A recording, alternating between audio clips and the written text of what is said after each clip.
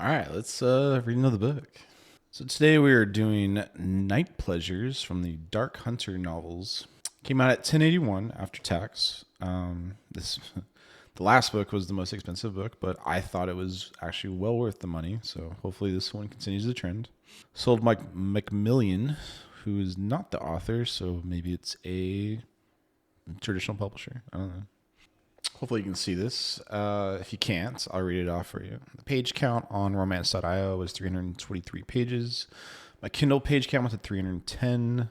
Came out at 1081, $9.99 on Amazon. It had 188 ratings with 4.03 average rating when I took my stats. And it's the oldest book in my 21 book series. It's part of a 22 book series. So I'm so impressed. Definitely write a lot of books, man. Has a 4 out of 5 spice rating. After this book, we'll have 2 3 out of 5s, and another 3 4 out of 5s, and then we'll get to our first 5 out of 5. I believe one of the 5 out of 5s is a M to M romance, so looking forward to that. Let's see how that goes. And here's the book cover. Sherrilyn Kenyon, New York Times bestselling author. I like how this book wasn't probably the number one New York Times bestseller author. I feel like they would, mention that if it was. So we got 2 bows with 1 arrow, and we got a man looking very sternly. And it's called Night Pleasures. I wonder what we're going to be doing at night. The double bow thing is kind of interesting. I wonder if it actually has anything to do with the story. Like 2 bows, 1 arrow. We'll see. Anyways, that's all I have to say. This is the oldest book in the series. There's an actor that played in the Highlander series. I forgot the name off the top of my head, but it looks like him. He just has that frowny look that was like in Beowulf and Highlander. Anyways, I'm going to go read a book, and then I'll tell you how I like the book. All right, so I read the book. Got my nice black and red silk pajamas on for a book called Night Pleasures. Also, it's just really cold. We're going through this kind of cold snap thing going on. So it's really cold in the house. So did I like the book? Yes and no. I would say like the first half of the book I really liked. I was having a great time with it, and it was fun and hilarious. The banter and dialogue was good. And then we get to the second half, and it just goes downhill. It wasn't bad. It was just not as good as the first part. There was definitely some parts where I wanted to throw the book against the wall. There's an entire scene that lost like a star. I would say I give it a 3.5 stars. One scene specifically lost an entire star because it was just so bad. It was some of the worst I've ever read. After I got past that, the rest of the book wasn't as bad, but I can't forgive you. We'll get into that later, though. I did like the romance. I did like the characters. As I said, like it was a lot of really fun, but the tone kind of shifted in the middle of the book, where it was the lighthearted, fun banterness when it got serious, and like it was just hard to process that. Like it kind of just ripped me out of the immersion and stuff. So that was probably half a star was for that, and then the 1 star for the scene. The rest of it worked. It worked really well. The smut scenes were pretty good. The romance was nice. It was kind of endearing and romantic-y. Plot, it was there. It was pretty generic, but it did serve the romance. It did like help elevates the other romance parts of it. I like the world building, and there was a lot into the world building and thought carried into it that was really interesting with the gods and goddesses. I really wanted to read a lot more about that, but they didn't really go into it with this one. I don't know if you can see this on the screen, but there's 28 books in this series. There's a lot of Dark Hunter books. Yeah, so it was a complete book, though. Like all the plot arcs had been really taken care of, so I don't know what the rest of these books are in a 28 book series. Really glad you like writing. Like, what happened to trilogies, man? The author's got a lot to say, apparently. I mean, I can't knock it because that's kind of the trend these days, is to just keep writing these series, never let them end. I'm even reading 2 series myself from a Patreon source that I'm pretty sure we're in like the 3 million word count point. So yeah, I can't knock it. It's just, gosh, 28 book series. Like, I don't even know what you're gonna do. Like, it was a complete book. But yeah, the characters were really good. World building was good. Some of the, like, what lost you a star was some of the characters acting in a way that doesn't make sense at all. Antagonist was cartoony. I don't know. Like, they build him up as some kind of badass. There ain't no badass here. Yeah, it was a fun vampire book, and like everything kind of worked well. It wasn't horrible. I had some good time. I don't think I was bored at any point, so that's good. Just the characters were acting in a way that I don't think anyone would act, actually, so that's what really hurt it. And it was just in a bad way. It was such a forced contrivance to make the plot continue, and I just didn't like it at all. There's so many other ways you could deal with that. That's all I have to say without spoilers. So from here on out, there are spoilers, so be warned. All right, general synopsis. We have a woman who is part of this family of witches, sorcerers, I don't know, just humans with powers or something. And it's a really interesting reveal because they're like they're in New Orleans, which, by the way, like the last book was also in New Orleans. So like, I feel like New Orleans is it's a hot spot for vampire and activity, I guess. I was sitting there looking at the tags that said Louisiana. I'm like, no way, this other book was also Louisiana. Like, all right, I guess you guys all just feels very incestual with all these books being in Louisiana. Like, there's other places in the world, you can have a book. So they're in Louisiana. They're having this like family gathering and stuff, and she's like joking about her sisters being gothy and stuff. And the reader slowly realizes they're not joking about being witches and hunters. Like, it felt like very much like they're just like kids playing around, having fun, normal conversation, and all of a sudden they start dropping vampire slayings and witches and spells, and like I'm like, oh, this is a different family than I'm a part of. So we get teased into this, and then she's end of chapter 1, she gets captured by a fucking vampire. I'm like, God, we're just getting right into this. All right, let's do it. So she wakes up with this extremely strong, big man, and she's handcuffed to him in like an escape room kind of saw room. It's like concrete everywhere. There's cameras and stuff, and he's asleep, and she's like, what is happening to me? And he jumps on her, and he just like starts being incredibly sexual with her, like looking her up or down, licking his lips, drinking her in, like just the sexual, thing is going on here. And she's returning it. She's like, wow, he's a yummy man. Like the word yummy was used. They're handcuffed together in this like situation, and like these are not normal handcuffs. These were created by Hephaestus, the god of architecture or the forge or something like that. I need to brush up on my gods and goddesses, but Hephaestus, I believe, like crafted his stuff. He was a blacksmith or something. So these are handcuffs are of godlike origin, so they ain't getting out of them. And it's this trope of forced proximity that is, I mean, I've always liked forced proximity, but it's so well done. Like, if you're gonna do forced proximity, like handcuffs is the way to do it. I'm sad. Spoilers. They're not in handcuffs the entire book. I feel like it should have been like that. But anyways, they have this forced proximity. The vampire starts his Saw monologue about how he's going to kill them, but not now. Just he's going to release them, and it's daylight. So he's a vampire and does not like the sun.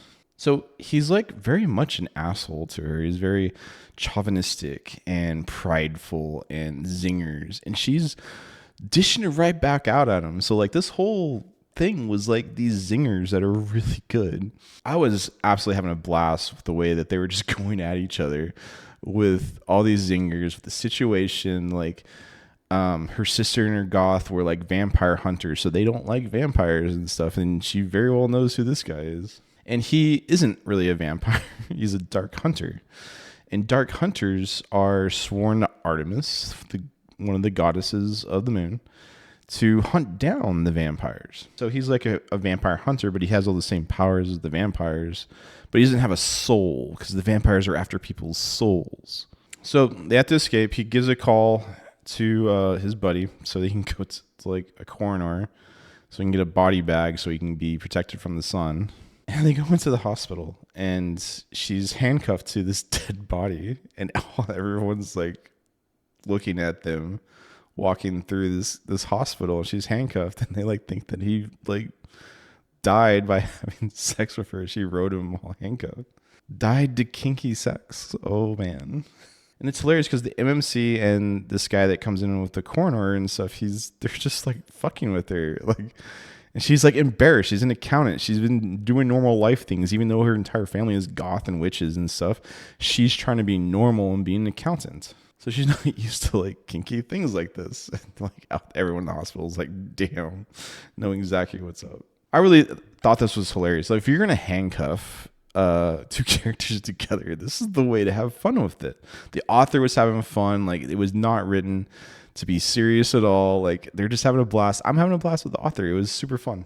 So they have to have this forced proximity and they're learning about each other and he's guarded and stuff and doesn't want to reveal information. I don't know why. We're back at this trope of like where the MMC just doesn't want to share things. And I'm like, dude, just talk to her like a normal person. You don't have to sit there and ooze sexuality this entire time. And she's really into it too. Like she's like turned on. He's super hot. He's super tall and strong and muscular. And she keeps comparing it to like her ex who she just broke up with like a week ago. Like, yeah, he's not everything that my ex went. I'm like, man, we're really sitting here talking about the ex a lot. Like we have some pent up frustrations from the author, I think.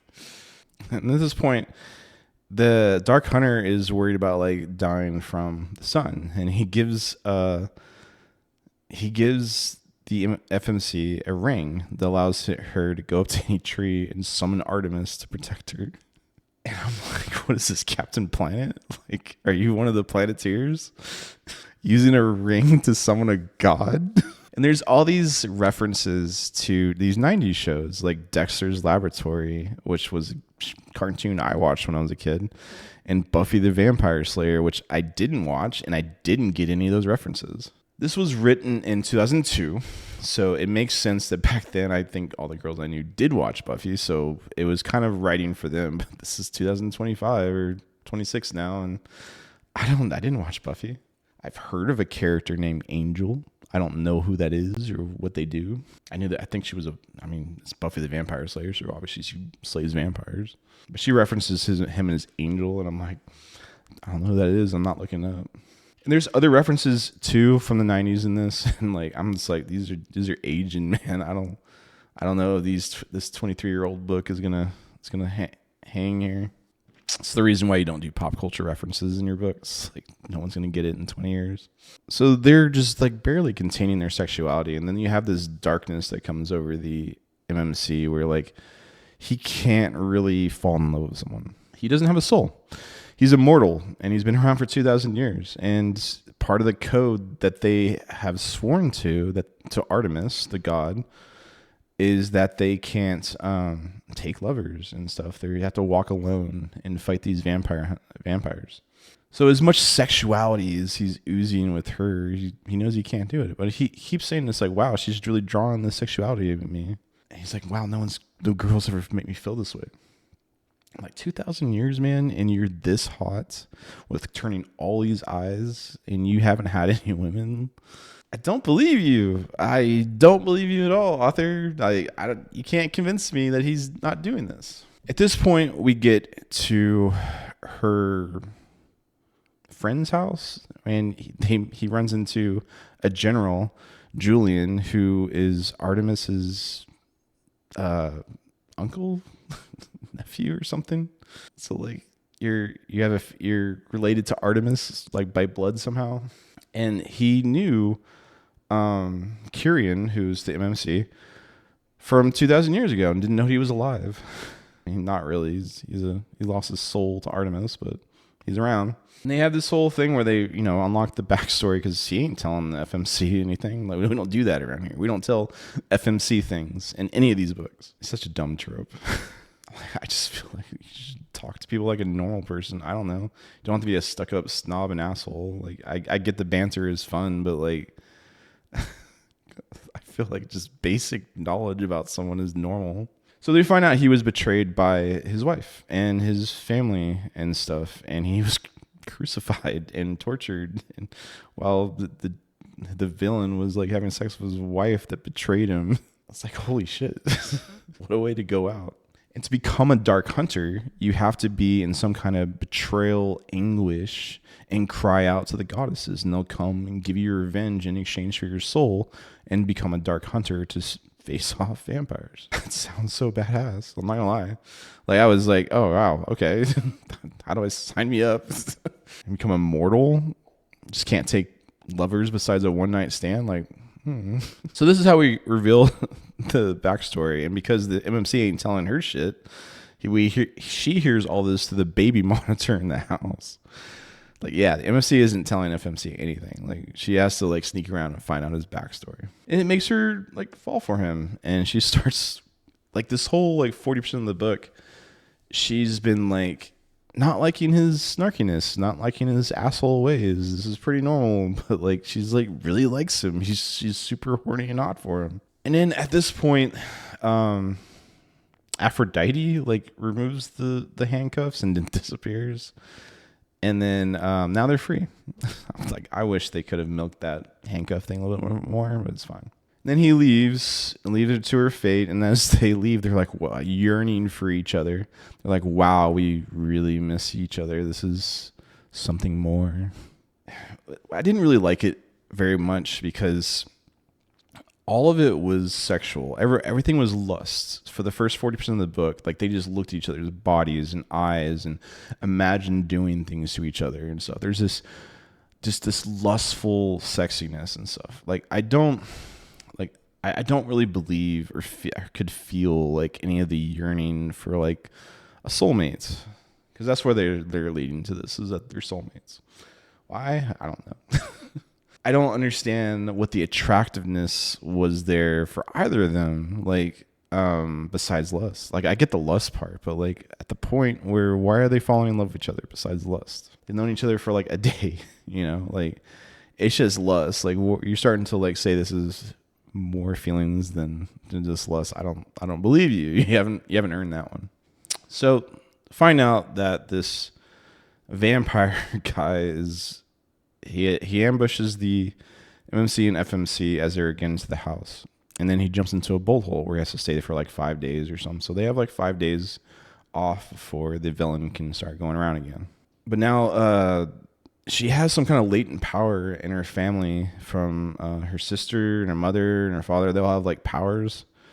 And she's apparently the most powerful one. And these, they call daemons, the vampires, are going after the ones with the powers. So he has to protect her, and he has a code to protect humans now. So she comes and stays with him at his mansion. He's 2,000 years old, and he's been saving up money for 2,000 years, and the interest is a lot. And he has like this perfect house, and he has a maid, and he has like servants and stuff, and he has like this perfect life. And then he's like, yeah, I just been hanging out here for 2,000 years and have been chilling.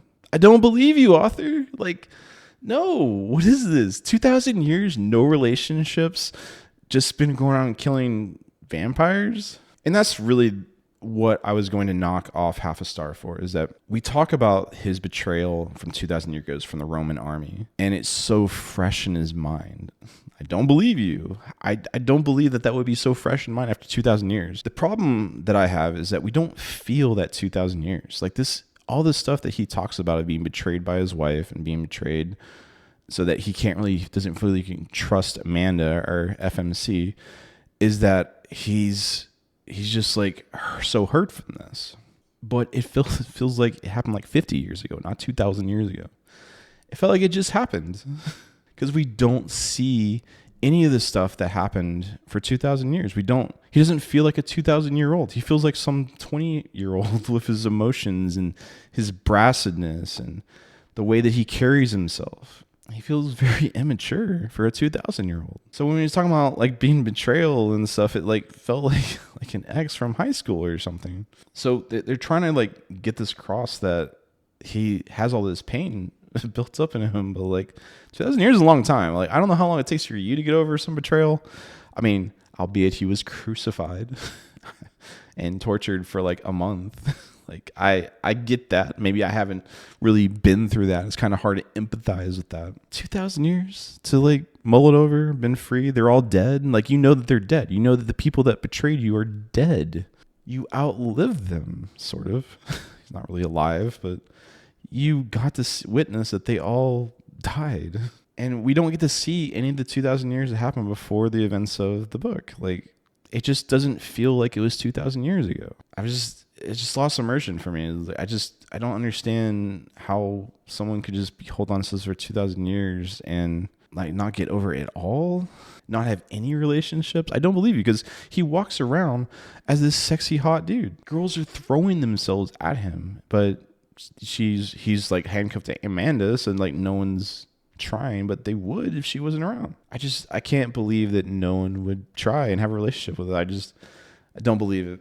So then he starts to change, and this is where the tone of the book starts to change, is that we lose this fun, snarky banter, and it becomes like them just unabashedly in love with each other. They're saying all these cute things and stuff, like, I'll always be with you, you can always trust me. And I'm like, what is happening here? When did we transition to this? Like, I get, it says that they're soulmates, and I'm like, I need some build up. Like, they were enemies and stuff. They were fighting each other. She hates vampires, and all of a sudden she's like, yeah, suck my blood. And this is great. I love you. Doing everything.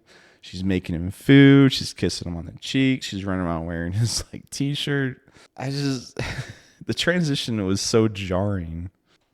And then like the whole time he's just like looks at her and he's like, I can't believe someone would try and kill you. I'm going to kill them. He says this multiple times. So he's like, he's going to protect her family. Make sure that Desiderius, the antagonist, is dead. He's going to do anything to kill him. So we get to the point where this is 6% of the book now, and he goes out to look for this vampire. And first of all, he comes across Cliff and like 4 daemons. Cliff is the ex of Amanda, and he's like getting mugged. And the way that he's described is pudgy and fearful and like crying. And the MMC is like, wow, I can't believe Amanda possibly saw anything in this man. And earlier in the book, Amanda was leaving the office, and Cliff told everyone about how she still wants him and stuff. So everyone's like asking her questions. She's like, I can't believe I saw anything in this man. Cliff is getting a raw deal in this. I don't know what happened to the author and their author's ex, but she's taking it out on this character so fucking hard. This character is just like getting wrecked and destroyed by this author. She's just taking it out on him. So the MMC finds Cliff and rescues him, even though he doesn't really want to. And then Desiderius shows up, and he's got his fangs up to a pregnant woman's neck, and he's like, if you don't put your weapons down, I'm going to kill her. And he's like, oh no, oh please don't do that. Not the pregnant woman, not this random pregnant woman I don't know. Just please, just capture me. Don't hurt her. I know you're going to kill all my family. I know that for 30% of this book, I've talked about how I'm going to kill you as soon as I see you and protect the person I love and all of her family. But this random pregnant woman, no, just protect her. And then they capture him. They crucify him again. I can't believe he would do that. Why would he let them do that for a random pregnant woman? He knows that all the people he's going to love is going to die if he does this, and he just does it? No, absolutely not. For 2,000 years, these demons are like, oh gosh, I wonder what the Dark Hunter problem is. Let's find out his weakness. Oh, it's just threaten a random human. That's all it took. That's all it took to kill the Dark Hunter. And the Dark Hunters are like dressed up to be these badasses, but there's no badassness here at all. At any point, like they don't even fight at all. He gets himself captured all the time. He got captured with the handcuffs at the beginning, saw a monologue. Thank God he got left. He got crucified by this Desiderius guy. He gets captured in his bed by his maid. And then he gets captured again at the end of the book. Like, this Dark Hunter is not a badass. None of the Dark Hunters are. They don't even show any of them. They just rove around on motorcycles and have sunglasses and are not light. There's only one that looked anywhere badass, and it was Acheron, who is the leader of the Dark Hunters. He actually acted like a 2,000-year-old immortal. So confidence and not taking bullshit and no needing to lie, giving information like that. Acheron was the only Dark Hunter in there that made any kind of sense at all. Like Kenyon is like brought up to be this badass, but he doesn't do anything through the entire book. And even the last fight scene with the villain and stuff, like Amanda's there and like, you got this, baby, you gotta go, and she's helping him, like blasting him with like astral force and throwing him a weapon. It's like, this book's really about Amanda and how badass she is. And it's so stupid because the MMC is like, no, I gotta protect you, I gotta go out in the night and hunt this guy, and all he does is fail. It reminds me of Moana, where you have the main character, Moana, is actually doing anything in that movie, while the demigod that's with her, I forgot his name, doesn't do anything. In fact, he just gets captured all the time. It's exactly the same thing going on here. Like the Dark Hunter's like, I'm such a badass. There's no badassery here. He gets his ass beat all the time, which is fine. I don't mind that. It's so stupid. Like he just does things like getting himself captured because they threaten a pregnant woman for no reason. Like 2,000-year-old, you should know better, man. It just doesn't feel like a 2,000-year-old. He feels like he's like 16. All right, so we get him captured, and really the entire point of him getting captured was so that the Amanda could save him and try and break him of his trauma. He ties him to a bedpost with silk scarves, and he's like, I don't like this at all because his hands are out like this, tied to the post, and it's like giving him a trauma response from being crucified, which I get. She's like, no, we need to break you of this trauma, so I'm going to give you a good time while you're doing it, so you'll have that. I don't think that's how trauma works at all. In fact, I know that's not how trauma works. I have trauma. You don't do that. I understand the idea, and it's romantic, and it's cute. That's just not how it's going to work.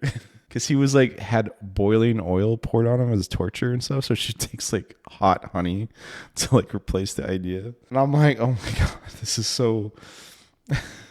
insensitive. I would be so irate if someone tried to do that for my trauma.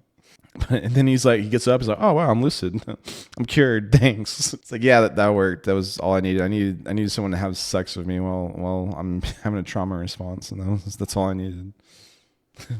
So much better now. God, I wish that actually was true. I think my therapy sessions will be a lot better. So now we're cured of our trauma and we can face the vampire. But we can't really, because apparently this badass vampire that immediately had to go into a bolt hole as soon as you saw the MMC the first time has failed 3 times to kill the MMC now. And but he apparently killed 8 other Dark Hunters. So something's going on there. I don't know what. They don't show it. So the next part is him coming to the conclusion that they weren't really going to fit together. He's a creature of the night. He can't be in the sun. He's like, she needs to be in the sun and can't be at night. She can be at night, though. I don't know how this is going to stop them from being together. But he does talk about how he's an immortal and she's not. So eventually he's going to watch her die in his arms. I mean, he would do that if he was a human anyways. Like, they're going to grow old together. That's what happens. Like, either way, someone's going to die in someone's arms. Unless they're both immortal, which is, don't think it's an option here. And only Artemis is into girls. Although I think canonically she is like a lesbian or bi or something. But in this universe, she only wants the men. She wants the Dark Hunter men. So they kind of like go through this dumb breakup scene where she's like, don't leave me. He's like, I have to. And what she do, she just goes right to his house. Like, didn't think that one through, did you? And Acheron's there to test her to make sure she's good enough to like give his soul back. There's a test they can do to get their soul back from Artemis. Like, it's stupid because they talk about each Dark Hunter has to do it, but Acheron already did it for Kenyon. He has his soul. He has his soul in a necklace. And then he's like, well, what you have to do is you have to kill Kenyon and then put this up against the mark where Artemis took his soul. I guess that's the thing. Like, they talked about this whole badass string where like Dark Hunters don't ever pass the test, but Acheron passed the test for someone else, not even his own soul, unprompted. Why would you do that? Just like, all right, well, okay, we got the soul now. Like after all this buildup of like this huge test that Kieran has to do to go get his soul, like, all right, we got the soul now. And he's like, yeah, you have to stake him, kill him, and as for he's dead, you have to put the medallion up to his mark, and he'll come back to life as a human. And then like he has to lose all his powers first. And then like Kieran walks in on them, and he's like, shh, don't tell him. Why? You've got his soul. He has to die. Why aren't you telling him this? Another source of like, why isn't information being shared here? Why can't he know that he has the soul and now has to die and he knows this? Like the Dark Hunters know how this all works. Like, why can't you just tell him the soul is literally right there in the medallion and everything would be saved? I mean, he goes off to go fight the vampire for the 4th time, get captured, killed for the 3rd time. I don't know. And they're like, yeah, sure, see you later. He's like, don't tell him I have the soul and you have to kill him. Why? What is happening here? Just tell him. So then Cliff calls Amanda. He's like, hey, come to my house. And then, surprise, Cliff was an evil half vampire this entire time. God, this character is getting destroyed by the author. The main villain kills him immediately, and then she starts taking over her mind because he wants the powers that Amanda has. So he starts activating her powers so that he can steal her soul and have those powers. But he wants to fuck with Kieran first. I don't know why. Just kill her and take her powers, man. So Kieran gets back from hunting, doesn't find anyone. And Amanda's now mind controlled. She's staring blankly and stuff. And she has sex with him. And it takes his powers somehow. Like, I feel like a part of this whole book is that having sex with women makes men weak. Because that's like the whole theme of this entire book. So he loses his powers from having an orgasm with the woman. And now the Siderius comes into the room. And is like, I've stolen your woman, and now you're captured again. So this is the 5th time he's been captured. I just feel like Kieran's only role in life is to get captured and crucified. Like it's the 3 times now. I wish he was a badass. I wish this god of a man that looks so beautiful and that has all these women after him could actually like fight or do anything besides getting captured. Not in this book. So the Siderius is like lording over him, doing his saw routine again, monologuing and stuff. He's like, I'm gonna kill you, then I'm gonna have my way with your girl, and then I'm gonna kill her and steal her powers. He's like, haha, this is so great. So he shoots him with a crossbow. He's dying. She goes over and kisses him. As he's dying, she puts the medallion on his mark, which turns him into a human. And the villain of the vampire's like, oh no, not a normal human. And Amanda has her powers. She's like, haha, you activated my telepathy this whole time. Like, I was just pretending to be controlled by you. Which actually is kind of clever. I really did like that part. I'm like, yeah, that actually does make sense. Like they did hint and talk about how she had these latent powers the entire time that just weren't unlocked. The vampire unlocked them because he wanted to steal her soul and have them, but he thought she was under control, but she was actually pretending. I'm like, that's actually kind of smart. She was just like, I can't kill him. I know that I'm supposed to kill him and then put his soul back in, but I can't do that. I love him. And that makes sense. I like, all right, I'll let you have that one. Then the Roman human has a sword and he's fighting this badass vampire that's killed him so many times and just runs him through. I'm like, I don't believe you. Don't believe that this guy that keeps getting captured by all these demons somehow is able to fight him with less power. Like, I don't believe it at all. This is so bad. Like, oh, all right, sure. We'll just end the book this way. So yeah, the whole pregnant human thing was what I lost the entire star off. It just doesn't make any sense. And in general, like, a lot of this stuff felt contrived or forced, or the villain acting so stupid and monologuing and doing his saw routines constantly. Like, I probably lost half a star. Like, it was just kind of dumb. And the tonal shift in the middle of the book between the snarky banter that was so much fun with the handcuffs, and then they're just so in love with each other, like ridiculously love, like so sappy it makes me sick kind of love. I just didn't like the transition. Like, I get they're soulmates or whatever, but I feel like some soulmates would have some kind of more build up. Okay, so let's talk about the FMC and MMC. We'll go to the general synopsis. Amanda is this Interesting character. She got some zingers and snark to her. She doesn't let this asshole like stomp all over her, and she wants what she wants. I didn't really believe the whole like she's just completely in love with her.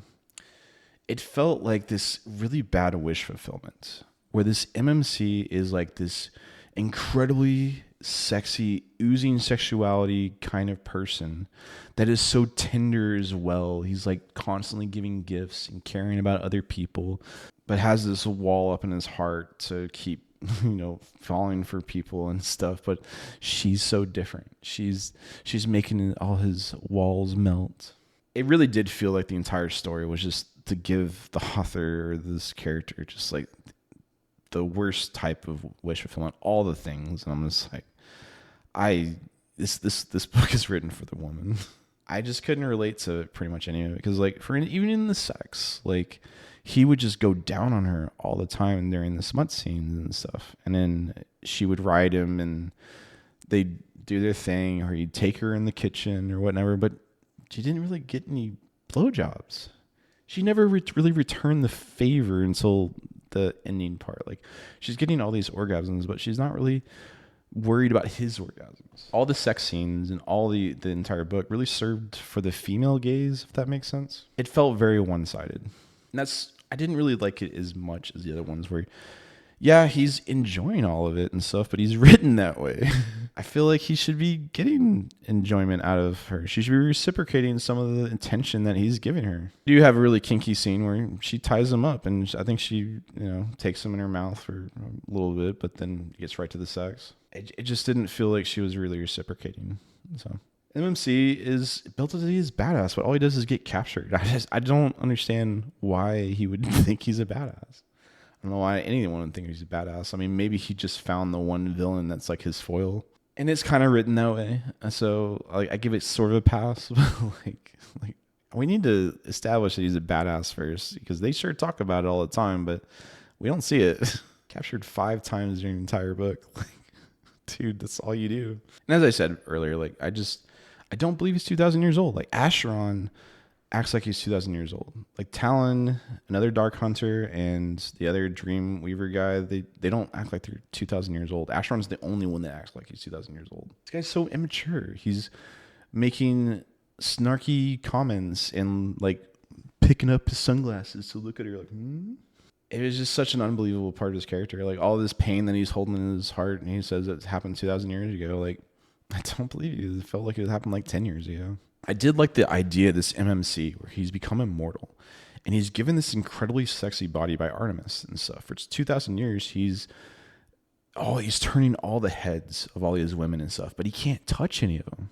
I really thought that was an interesting concept. Like you're giving this like cursed monkey's paw. Like I would want to be so hot that no woman can stand being away from me, but you can't have sex with them. You can't touch them. You can't love them. You can't fall in love with them and stuff. You're bound to this oath you can't break. I really like enjoyed that part of it where he has this part of his soul where he's like, he knows that he can never be with anyone. He's immortal and he's always going to have to walk alone. It's kind of dark and edgy and stuff, but it makes sense. I like that part of his character. I just didn't like where like, I feel like half the book was literally the FMC finding out all the things about the MMC and just constantly like, oh, he's so nice. He's so kind. He's so empathetic. Oh, I can't believe he's so incredible. They're just like creating this like perfect man for the author, and like just such blatant wish fulfillment.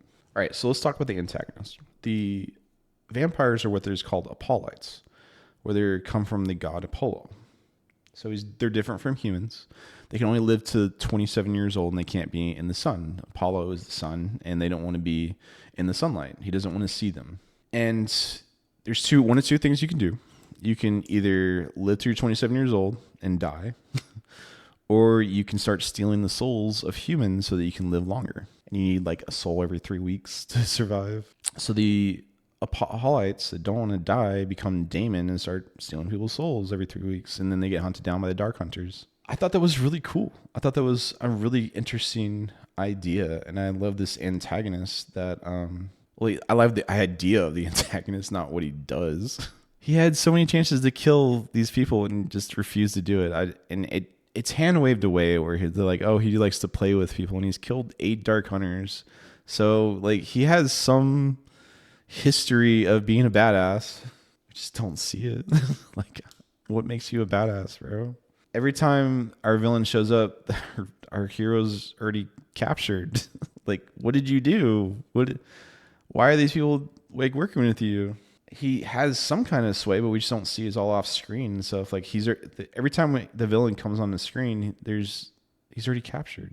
And then like you just give him a sword and he fights him and dies in the end. Like, to a non-Dark Hunter, like Kenyon doesn't have his powers. He's a normal human now. I mean, he's a Roman badass soldier, but he's not immortal. He's not a vampire guy. Like the vampires have powers. He felt so cartoony. He felt like a joke.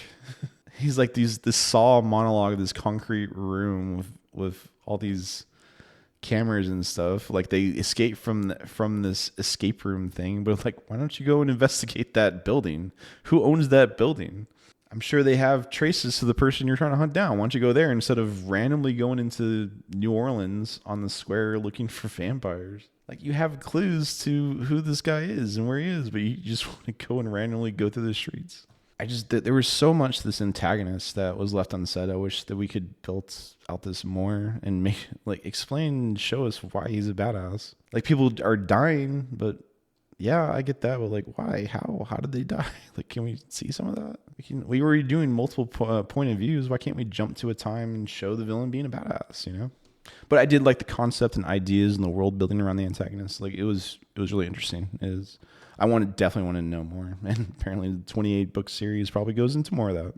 So we've gone over the world building and the plot and the FMC, MC, and the antagonist and pretty much everything. I did like the relationship. It was nice. It just got too extreme. Too much sappiness, too much lovey-dovey. It was just like starting to get into cringe. I love the snark and the banter in the beginning when they were handcuffed to each other. It was 5-star read during that time. It was just once they got the handcuffs off and they started falling in love with each other, I didn't like that as much. The MMC was doing stuff that served the plots and not served his character at all. Like, finding out that all they had to do was threaten a human and he would just throw all his weapons down. Like, no, it's not what a 2,000-year-old vampire hunter would do. It just didn't really relates to his pain that was 2,000 years ago. Like, if it's 2,000 years ago, you would have healed at some point. Like, you've seen all these people die and outlived all of them. Like, I feel like that would give you some kind of consolation. Don't believe he hasn't had relationships. I don't think he's been a virgin for 2,000 years or celibate or whatever. Abstinent, I guess. There's a lot to the MMC that felt unbelievable, and it felt like he was created as a wish fulfillment to create a perfect man by the author. I really liked the world building. I really liked Artemis and the Dark Hunters and the background with the Apollites and how they came to be with Zeus and all that stuff. It was really interesting. We have 28 books to explore if we continue. I'm not sure if I'm going to. I definitely want some werewolf books. Vampire books are just not doing it for me. I like the one with I like werewolf books. So yeah, I give it a 3.5 stars. It wasn't really a bad book. I did enjoy my time with it. I don't think I ever got bored with it. Didn't like the characters, so I can recommend it if you're into some vampire books. I felt like it was better than the other vampire hunter book I've written. So thank you, author, for the wonderful time. Please continue writing. It was a wonderful time. I'm glad you wrote 28 books, and I hope you enjoy the coffee money I gave you. So I'll see y'all in the next one.